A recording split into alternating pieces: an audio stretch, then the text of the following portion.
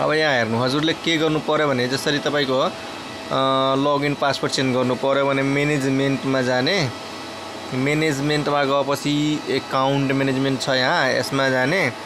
के गर्नु पर्यो युजरको पासवर्ड चेन्ज गर्नु पर्यो भने यहाँ युजर छ अनि नयाँमा के हाल्नुहुन्छ, नयाँमा जे हाल्नु छ त्यो हाल्ने।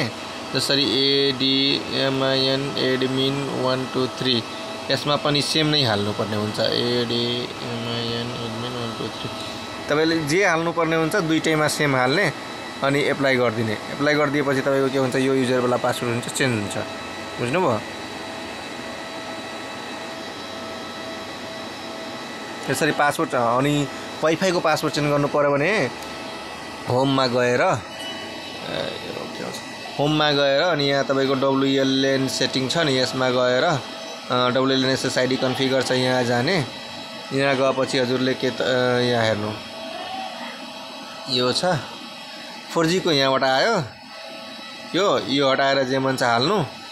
5G को लागि चाहिँ यो छ यो हटाएर जे मन छ हाल्नु अनि एप्लाई गरिदिने। एप्लाई गरिदिएपछि तपाईको के हुन्छ पासवर्ड चेन्ज हुन्छ। 4G 5G को आफ्नो हिसाबले गर्न सक्नुहुन्छ। बुझ्नुभयो?